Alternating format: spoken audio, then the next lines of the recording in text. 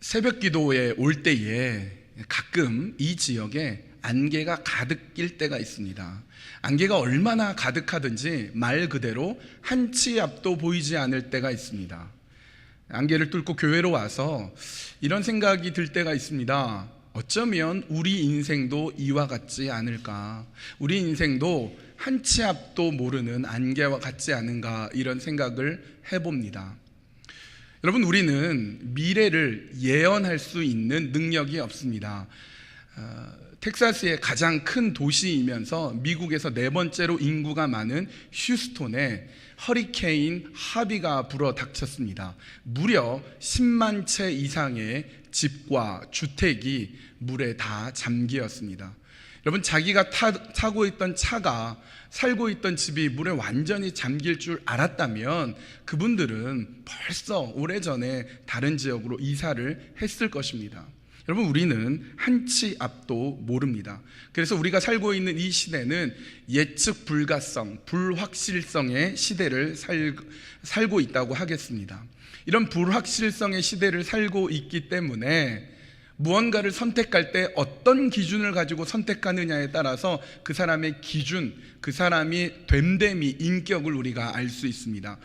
대학을 선택할 때 그 대학교의 이름을 가지고 선택할지, 혹은 성적을 기준으로 선택할지, 아니면 전공을 기준으로 선택할지에 따라서 그 사람은 무엇을 중요시 여기는지를 알 수가 있습니다. 결혼할 때 배우자를 고를 때 그 사람의 외모를 기준으로 선택할지, 재산을 기준으로 선택할지, 성격을 기준으로 선택할지에 따라서 그 사람의 결혼 생활은 완전히 달라질 것입니다. 우리는 사도행전 맨 마지막 장을 읽고 있습니다. 바울은 로마에 도착을 했고 이제 바울에게 어떤 일이 닥칠지는 전혀 알 수가 없었습니다. 사도행전 27장 1절입니다. 우리가 배로 이탈리아에 가야 하는 것이 결정되었을 때에 그들은 바울과 몇몇 다른 죄수를 황제 부대의 백부장 율리오라는 사람에게 넘겨주었다. 바울이 죄수의 신분으로 배를 타고 로마로 갑니다. 그러나 배가 폭풍을 만나서 좌초가 되고 우여곡절 끝에 몰타섬에 이르기도 하고 그곳에서 독사에 물리기도 하는 등 많은 고난을 겪고 바울은 이제 드디어 로마에 도착을 하게 됩니다. 그러나 그의 앞에 어떤 일이 펼쳐질지 한 치 앞도 바울은 알지 못했습니다. 언제 재판을 받게 될지, 재판을 받으면 풀려날 수 있을지, 아니면 사형을 당할지 바울은 한 치 앞도 몰랐습니다. 그런 불확실성의 시대 속에서, 불확실한 세상 속에서 그러나 바울은 확실한 것을 붙잡았습니다. 그 확실한 것은 하나님의 말씀이었습니다. 그 하나님의 말씀을 기준으로 해서 유대인들에게 복음을 전하고 하나님의 말씀을 붙잡고 그에게 찾아오는 모든 사람에게 예수 그리스도를 소개했습니다. 여러분, 이런 사람을 우리는 하나님의 길을 가는 사람이라고 말합니다. 여러분, 하나님의 길을 가는 사람은 언제나 확신을 가지고 있습니다. 담대하게 선포합니다. 당당하게 서 있습니다. 언제든지, 어느 모습이든지, 어느 곳에서든지 당당합니다. 확신을 갖고 있습니다. 설교하는 목사님들 중에 말끝을 흐리는 경우가 있습니다. 이 나이 많은 목사님 중에 가끔 이제 말끝이 이렇게 흐리는 경우가 있어요.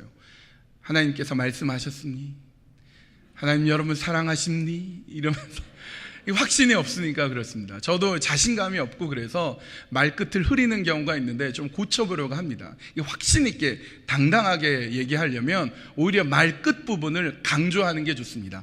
하나님이 여러분을 사랑하십니다. 하나님의 말씀을 믿으십시오. 이렇게 뒷부분을 이렇게 세게 당당하게 얘기하는 게 중요합니다. 여러분도 연습을 좀 하십시오. 어디 가든지 어디서든지 여러분 식당에서 주문할 때도 그렇게 끝을 강하게 하는 겁니다. 아줌마 순두부 주세요. 섞어 순두부 중간 맛이요. 이게 그 부분을 강하게 이렇게 하는 것이 중요합니다. 바울은 비록 불확실한 인생을 살아가고 있었지만 확신을 가지고 그의 삶의 길을 걸어갔습니다. 이런 하나님의 길을 걸어가는 사람의 몇 가지 특징이 있습니다. 오늘은 이 본문 말씀을 통해서 세 가지 특징을 살펴보겠습니다. 첫 번째로 하나님의 길을 가는 사람의 특징은 열정의 사람이라는 것입니다. 본문 23절 말씀을 보겠습니다. 그들은 바울과 만날 날짜를 정하였다. 그날에 더 많은 사람이 바울의 숙소로 찾아왔다. 그는 아침부터 저녁까지 그들에게 하나님 나라를 엄숙히 증언하고 모세의 율법과 예언자의 말을 가지고 예수에 관하여 그들을 설득하면서 그의 속내를 터놓았다. 여러분, 열정이 있는 사람은 많은 사람을 만납니다. 한 명이라도 더 만나서 그들에게 복음을 전하려고 합니다. 바울을 보십시오. 더 많은 사람을 만납니다.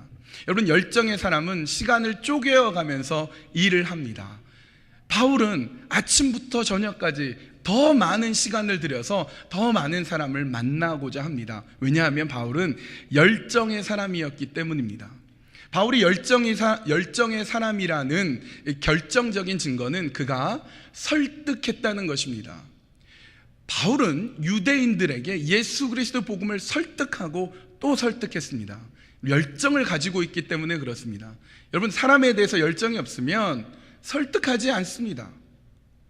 그냥 그렇게 살아라 하고 내버려 둡니다.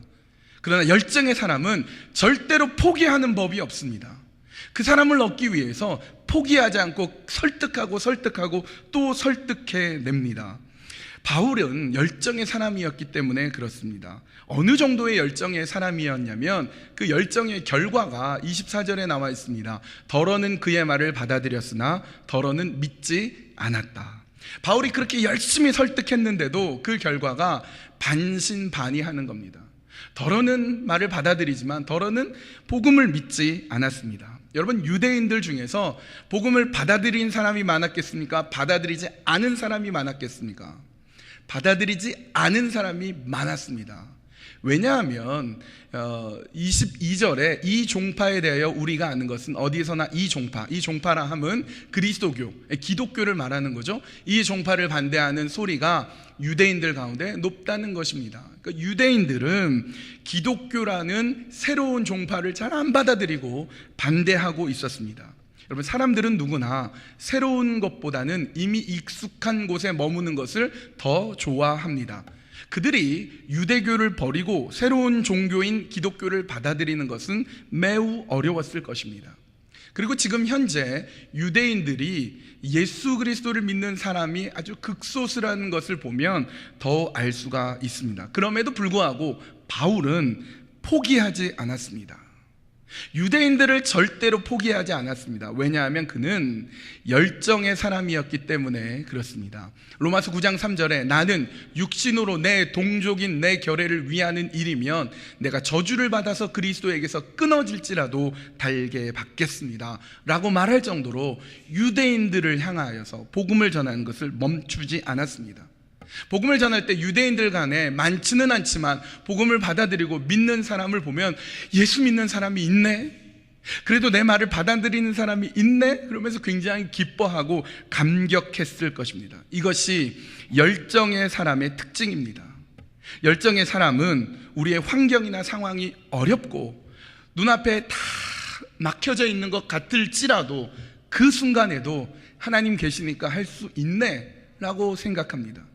똑같은 컵을 가지고서도 물이 반 차 있을 때에 물이 반밖에 없어 라고 얘기하지 않고 물이 반 컵이나 있네 라고 생각합니다. 그 사람이 열정의 사람입니다. 우리가 열정의 사람이 되어야 될 더 중요한 이유는 하나님이 열정의 하나님이시기 때문에 그렇습니다. 여러분, 하나님의 말씀은 그 어느 것도 시시한 말씀이 없습니다. 히브리서 4장 12절 말씀을 보십시오. 하나님의 말씀은 살아있고 힘이 있어서 어떤 양날 칼보다도 더 날카롭습니다. 그래서 사람 속을 꿰뚫어 혼과 영을 갈라내고 관절과 골수를 갈라놓기까지 하며 마음의 품은 생각과 의도를 밝혀냅니다. 여러분, 하나님의 말씀이야말로 열정 덩어리입니다. 하나님의 말씀은 살아있습니다.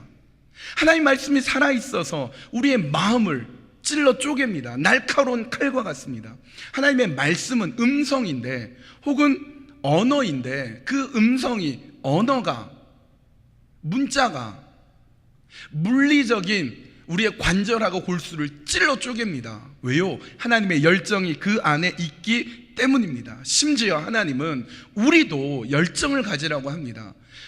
우리가 열정이 없다면, 열정을 가지고 뜨겁게 있지 않거나 냉철한 이성을 가지고 확실한 길을 걸어가지 않으면 하나님은 버리겠다고 말씀합니다. 요한계시록 3장 15절 16절입니다. 나는 내 행위를 안다. 너는 차지도 않고 뜨겁지도 않다. 내가 차든지 뜨겁든지 하면 좋겠다. 내가 이렇게 미지근하여 뜨겁지도 않고 차지도 않으니 나는 너를 내 입에서 뱉어 버리겠다. 하나님 자신이야말로 열정으로 가득한 분이기 때문에 우리도 뜨거운 열정으로 가득하든지 냉철한 이성을 가진 차가운 이성으로 가득하든지 하지 않으면, 미지근하면 뱉어버리겠다 말씀합니다. 여러분, 우리는 그런 열정의 모습으로 서야 됩니다. 하나님이 나 같은 죄인 한 사람을 구원하시기 위해 그 아들 예수 그리스도를 보내셔서 물과 피를 다 쏟아내어 우리를 구원해 내시려고 얼마나 하나님의 열정을 쏟아내셨습니까? 하나님의 열정이 얼마나 대단하신지 예수 그리스도의 제자들을 끊임없이 보내주시어서 우리에게 복음이 전해지도록 하셨습니다. 선교사들을 세계 곳곳에 보내시고 또 보내시고, 마치 허비하듯이 보내시고 또 보내셔서 그 복음이 급기야 우리에게까지 들릴 수 있도록 복음을 전하시는 분이 하나님이시며 하나님의 열정이신 것입니다. 여러분, 그 하나님의 자녀된 우리가 어찌 흐릿한 정신으로 살 수 있겠습니까? 우리가 왜 열정이 없이 살아야 되겠습니까? 하나님의 길을 가는 사람은 그 주님의 열정을 가지고 사는 열정의 사람입니다. 두 번째로, 하나님의 길을 가는 사람은 비전의 사람입니다. 비전은 보는 것하고 관련이 있습니다. 중요한 건 단순히 보는 것만이 아니라 무엇을 볼 것인가가 중요합니다. 단지 눈앞에 보이는 것만 보는 것이 아니라 비전은 보아야 될 것을 보고 보지 말아도 될 것을 보지 않고 보지 못하는 것을 보아낼 수 있는 것을 비전이라고 말합니다. 환경에 상관없이, 형편에 상관없이 하나님의 그 역사를 볼 줄 아는 사람이 비전의 사람입니다. 여러분, 요셉을 생각해 보십시오. 어린 시절에 부잣집 막내 아들로 태어나서 아버지의 편애를 받으면서 자랐습니다. 형들이 한 번도 입어보지 못한 채색 옷을 혼자 독차지하고 있었습니다. 더욱이 형들의 잘못을 고자질했습니다. 우리가 요셉의 결론을 알고 있어서 그렇지 요셉의 초기 시절은 그렇게 괜찮은 사람이 아니었습니다. 그런데 요셉이 고난을 당하자 그의 진가가 나타나기 시작합니다. 형들에 의해서 애굽에, 이집트의 노예로 팔려간 이후에 그는 자신의 형편을 보는 것이 아니라 그 너머에 하나님을 보기 시작합니다.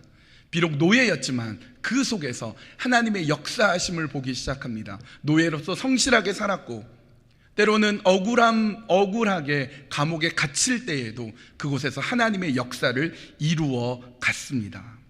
형편으로는, 상황으로는 비참하기 이를 데 없었지만, 그러나 그 형편과 상황을 보는 것이 아니라 그것을 뛰어넘어 하나님을 보고 있었기 때문에 그는 하나님의 놀라운 구원 역사를 이루어 갔습니다. 요셉은 비전의 사람이었습니다. 모세를 생각해 보겠습니다. 모세는 40살의 나이에 자기 의를 위해서 우발적으로 사람을 죽인 살인범이 되어서 광야로 숨어듭니다. 무려 40년 동안 야인으로 살아갑니다. 그러다가 80세가 된 어느 날 하나님께서 모세를 부르십니다. 모세를 부른 그 하나님의 부르심에 모세는 끊임없이 핑계를 댑니다. 자신이 리더가 되지 말아야 될 이유를 계속해서 얘기합니다. 그러나 어느 순간 하나님을 발견하기 시작하였고 하나님의 비전을 보기 시작하자 모세는 놀라운 일을 해내기 시작합니다. 40년 전에 이집트 왕궁에서 왕자로 있을 때 비교하면 80세의 노인네로 가지고 있는 것 없는 초라한 모습이었지만 그는 지팡이 하나를 가지고 온 이스라엘 백성을 노예에서부터 해방해내는 놀라운 역사를 이루어냅니다. 형편과 상황을 보는 것이 아니라 하나님의 역사를 보는 비전의 사람이었기 때문에 그렇습니다. 다윗이 블레셋의 골리앗을 맞닥뜨렸을 때 다윗은 이렇게 말합니다. 사무엘상 17장 45절입니다. 다윗이 블레셋 사람에게 이르되 너는 칼과 창과 단창으로 내게 오거니와 나는 만군의 여호와의 이름 곧 내가 모욕하는 이스라엘 군대의 하나님의 이름으로 내게 가노라. 여러분, 다윗은 칼과 창과 단창 같은 눈에 보이는 것을 주목하지 않았습니다. 다윗은 눈에 보이지 않는 그 너머에 계신 하나님, 이스라엘의 하나님, 온 만군의 주 여호와 하나님을 보았습니다. 그랬기 때문에 다윗은 소년에 불과하고 골리앗은 엄청난 장수였지만 그 형편을 뛰어넘어서 단숨에 골리앗을 이기게 됩니다. 다윗은 비전의 사람이었습니다. 엘리야 시대에 시리아란 나라가 이스라엘을 쳐들어왔습니다. 시리아 왕이 한밤중에 기마군과 병거와 중무장한 많은 병사들을 보내서 엘리야가 살고 있는 마을을 포위했습니다. 그 모습을 보고 엘리사의 시종이 부들부들 떨었습니다. 어떻게 하면 좋을까? 우린 죽었습니다. 그러자 엘리사는 이렇게 말합니다. 저들의 군인보다 우리의 군사가 훨씬 더 많다. 열왕기하 6장 17절입니다. 엘리사는 기도를 드렸다. 주님, 간구하오니 저 시종의 눈을 열어주셔서 볼 수 있도록 해주십시오. 그러자 주님께서 그 시종의 눈을 열어주셨다. 그가 바라보니 온 언덕에는 불말과 불수레가 가득하여 엘리사를 두루 에워싸고 있었다. 엘리사는 다른 사람이 보지 못하는 것을 보고 있었습니다. 군사적으로는 시리아가 더 우세한지 모르겠지만 하나님의 군병은 불말과 불병거는 온 산을 뒤덮고 있는 것을 엘리사는 볼 수 있었습니다. 엘리사는 비전의 사람이었기 때문이었습니다. 하나님의 비전을 갖고 있는 사람은 남이 보지 못하는 것을 볼 수 있습니다. 바울이 왜곡된 시각을 가지고 눈에 비늘 같은 것이 있었을 때 그는 보아야 될 것을 보지 못하였기 때문에 예수 믿는 사람에 대한 증오와 살기가 가득했습니다. 왜곡된 눈으로 세상을 바라보았기 때문에 그리스도를 믿는 사람에 대한 분노로 이글거리고 있었습니다. 사도행전 9장 18절입니다. 곧 사울의 눈에서 비늘 같은 것이 떨어져 나가고 그는 시력을 회복하였다. 그리고 그는 일어나서 세례를 받고. 그러나 바울의 눈에서 비늘 같은 것이 떨어져 나간 뒤에 하나님을 만난 후에 그는 놀라운 역사를 이루어가기 시작합니다. 보아야 될 것을 제대로 보고 보이지 않는 것을 볼 줄 아는 눈이 생기기 시작합니다. 칠흑같이 어두운 밤에 더욱이 폭풍이 며칠 동안 몰려들어서 배를 타고 있는 사람이든 선원들이든 물론하고 다 떨고 있을 때, 무서워하고 있을 때, 집채만한 파도를 보고 있을 때 바울은 유일하게 하나님의 천사를 보게 됩니다. 그 내용이 사도행전 27장 23절에서 24절에 이렇게 쓰여 있습니다. 바로 지난밤에 나의 주님이시요 내가 섬기는 분이신 하나님의 천사가 내 곁에 서서 바울아 두려워하지 말아라. 너는 반드시 황제 앞에 서야 한다. 보아라, 하나님께서는 너와 함께 타고 가는 모든 사람의 안전을 너에게 맡겨두셨다 하고 말씀하셨습니다. 바울이 그 절망의 순간에도 하나님의 천사를 볼 수 있었던 이유는 무엇입니까? 바울이 비전의 사람이었기 때문입니다. 반면에 오늘 본문으로 돌아와 보겠습니다. 본문에 나오는 유대인들 중에 다수가 복음을 믿지 않았습니다. 복음을 거부했습니다. 그러자 바울은 이사야 선지자의 말씀을 인용하면서 이렇게 말합니다. 본문 26절입니다. 곧 이런 말씀입니다. 이 백성에게 가서 말하여라. 너희는 듣기는 들어도 깨닫지 못하고 보기는 보아도 알지 못한다. 여러분, 유대인들은 멀쩡히 두 눈을 뜨고도 보아야 될 것을 보지 못했습니다. 마음이 무디어지고 귀가 먹어서, 귀가 감기어서 아무것도 듣지도 못하게 되었습니다. 그들은 비전의 사람이 아니었기 때문에 보기는 보아도 전혀 알지 못하는 어리석은 사람이 되었습니다. 그렇다면 여러분에게 묻겠습니다. 여러분은 비전의 사람이십니까?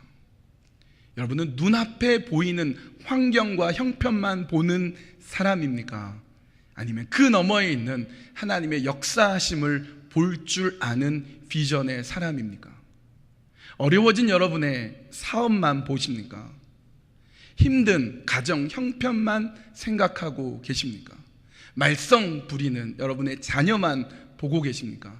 이제쯤이면 하나님 앞에 제대로 오겠지 싶으면서도 여전히 제자리 걸음을 하고 있는 여러분의 남편, 여러분의 아내만 보고 계십니까? 아니면 그 뒤에서 여러분의 아내와 여러분의 남편 뒤에서, 여러분의 자녀 뒤에서, 여러분의 사업 뒤에서 여러분의 어려운 경제 형편 뒤에서 역사하시는 하나님을 볼 수 있는 비전의 사람이십니까? 여러분은 그 비전을 볼 수 있는 하나님의 비전의 사람이 되기를 간절히 바랍니다. 마지막 세 번째로, 하나님의 길을 가는 사람은 순교의 사람입니다. 여러분, 순교란 무엇입니까? 순교는 미완성입니다. 어떤 목표를 향해 나아가다가도 하나님께서 부르시면 다 내려놓고 하나님께로 돌아가는 것, 그게 순교입니다. 여러분, 순교자는 모두 미완성입니다. 완성해내지 못했습니다. 중간에 그만두고 하나님이 부르시면 가는 것, 그것이 순교입니다. 여러분, 생각해 보십시오. 우리 인생도 역시 미완성입니다. 1980년대 아주 유행하던 노래가 있었습니다. 인생은 미완성, 쓰다가 많은 편지, 그래도 우리는 곱게 써가야 돼. 1960년대에도 비슷한 가사의 노래가 있었죠. 인생은 나그네 길, 어디서 왔다가 어디로 가느냐. 여러분, 이것은 비록 유행가이지만 이 안에는 일정 부분의 진리를 담고 있습니다. 인생은 미완성입니다. 인생은 완성되지 않습니다. 더욱이 크리스찬의 삶은, 하나님께서 어느 날 우리가 목표를 가지고 열심히 나아가다가도 하나님이 여러분을 와라 이렇게 부르시면 다 놓고 가야 됩니다. 항상 미완성입니다. 따라서 그리스도인의 삶은 본질적으로 순교의 삶일 수밖에 없습니다. 여러분, 이 사도행전의 말씀이 미완성인 것처럼 끝이 납니다. 여러분, 모세를 보십시오. 모세 역시 미완성으로 끝이 납니다. 가나안 땅에 들어가 보지도 못하고 어느 날 갑자기 사라집니다. 바울의 모습을 보십시오. 바울 역시 미완성으로 끝납니다. 그의 결론이 마치 흐지부지 되는 것처럼 끝납니다. 우리 사도행전 마지막까지 읽어보았지만 대단한 결론이 나오지 않고 그냥 갑자기 미완성으로 끝나고 맙니다. 사도행전이 이처럼 미완성인 이유가 있습니다. 그것은 첫째로, 사도행전이 그렇게 끝이 남으로써 사도 바울이 무언가를 이루어내는 것도, 사도 바울이 최후가 멋지게 끝나고 장식하는 것도 중요한 것이 아니라 오직 하나님의 뜻에 순종하는 것만이 중요한 것임을 우리에게 보여주고 있습니다. 그것은 우리의 삶도, 우리의 인생도 마찬가지입니다. 우리 인생, 우리의 일상, 별 볼 일 없는 우리의 하루하루의 삶을 통하여서 우리는 그저 하나님 앞에 순종하는 것만이 사도행전의 미완성인 이유를 우리 인생을 통해서 하나님이 보여주시는 것입니다. 여러분, 우리는 우리의 삶 속에서 하나님께 순종하는 것만이 남아 있습니다. 여러분, 예수님도 순종하셨습니다. 예수님이 십자가에 지셨을 때 어땠습니까?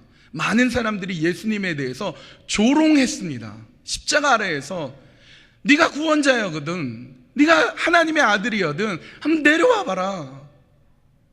너는 남은 구원하면서 왜 너 자신은 구원하지 못하느냐, 이런 조롱을 했습니다. 여러분, 저 같으면 어떨까요? 여러분, 저 같으면 그 소리 들으면 내려왔을 겁니다. 왜? 내려올 수 있었으니까. 12영이나 되는 천사를 보낼 수 있는 능력이 있으니까 내려왔을 겁니다. 내려와서 밑에서 막 조롱하고 막 까불고 있는 로마 군인 중에 하나를 그냥 꿀밤을 때리면서 말이지, 내려왔다 어쩔래? 응? 너 안 그래도 힘든데 밑에서 조용 안 할래? 이렇게 막 호통을 치고, 그 다시 또 십자가에 올라가서 또 이제 고난을 당하고 그랬을 겁니다. 그럴 수 있잖아요. 그런데 예수님은 그러지 않았습니다. 그들의 조롱을 감내해 내셨습니다. 그들의 놀림을 받으셨습니다. 하나님께 순종했습니다. 그랬기 때문에 십자가의 그 놀라운 비밀이 완성될 수 있었고, 오늘 우리가 구원을 받을 수 있게 되었습니다. 여러분, 허황되고 이기적인 태도로는 하나님의 뜻을 이룰 수 없습니다. 현실 속에서, 일상 속에서 때로는 묵묵히 조롱과 오해와 편견과 경멸과 무시를 견디면서 하나님께 순종할 때에 하나님의 뜻을 이룰 수가 있습니다. 사도행전이 미완성으로 끝나는 것처럼 보이는 이유 두 번째는 그 다음을 우리가 이어가고 계승해야 된다는 사명이 있기 때문에 그렇습니다. 사도행전 1장 8절은 사도행전의 무대를 미리 보여줍니다. 예루살렘과 온 유대와 사마리아와 땅끝까지 이르러. 그래서 사도행전 28장은 로마로 끝이 납니다. 사도행전 28장은 로마로 끝이 나지만 사도행전적인 역사는 거기서 끝나지 않습니다. 비로소 로마가 기독교를 공인하게 되면서 온 유럽에 복음이 전해지는 역사가 일어나게 됩니다. 그러다 중세시대를 지나서 교회가 부패해졌을 때 종교개혁이 일어납니다.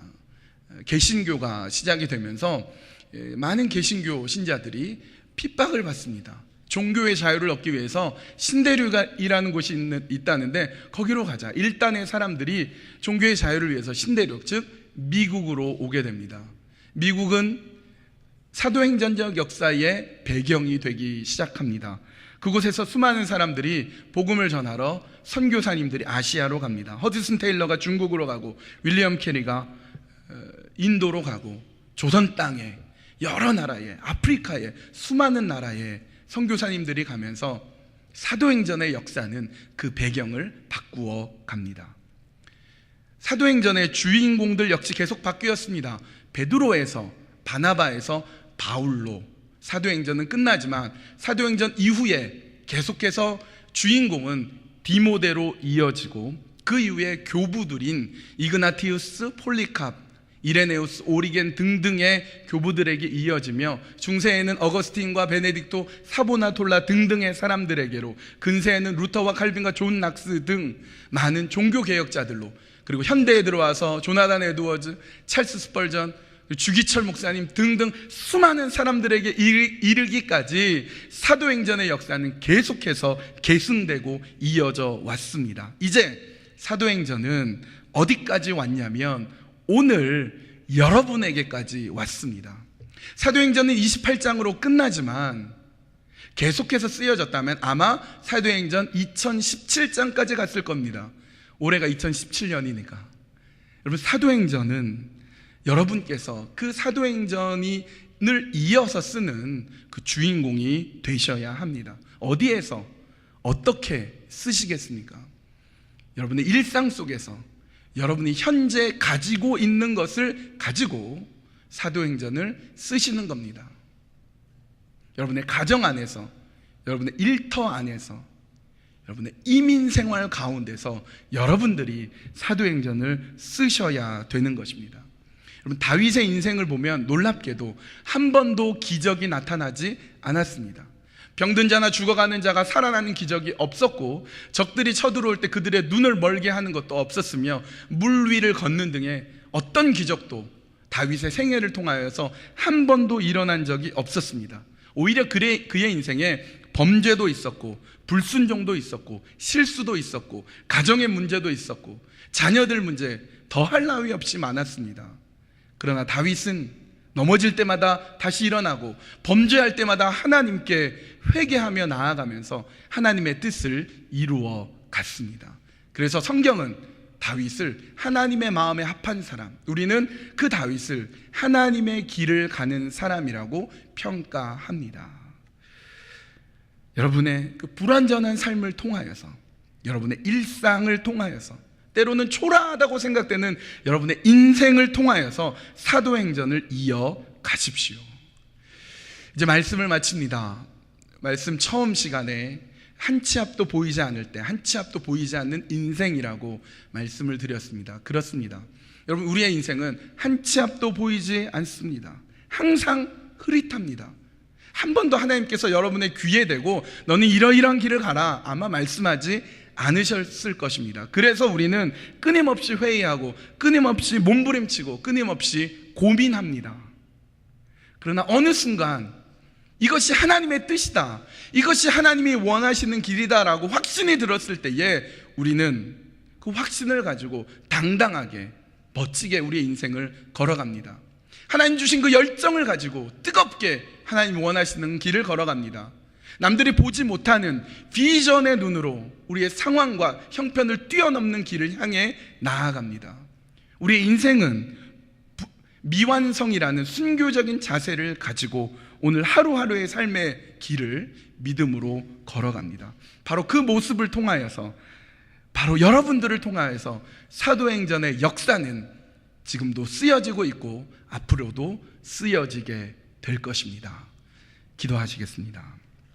하나님, 우리의 인생은 한 치 앞도 보지 못할 정도로 흐릿합니다. 무엇을 어떻게 해야 할지 알지 못할 때가 많습니다. 그러나 하나님의 길을 가는 사람으로 우리가 서게 해 주시옵소서. 주님의 뜻이라면 열정을 가지고 열정의 하나님을 닮아서 열정으로 살게 해 주시옵소서. 하나님, 비전의 사람이 되기를 원합니다. 남이 보지 못하는 것을 볼 줄 아는 눈을 주십시오. 눈앞에 있는 것만 보는 것이 아니라 그 너머에 계신 하나님의 비전을 볼 수 있게 해 주십시오. 하나님, 우리가 순교의 사람이 되기를 원합니다. 순교란 미완성이며 나의 인생 역시 언제든지 주님이 부르시면 달려갈 각오로 내 삶 속에서, 내 일상과 현실 속에서 사도행전의 역사를 계속해서 써나갈 수 있도록 인도해 주시옵소서. 예수님의 이름으로 기도합니다. 아멘.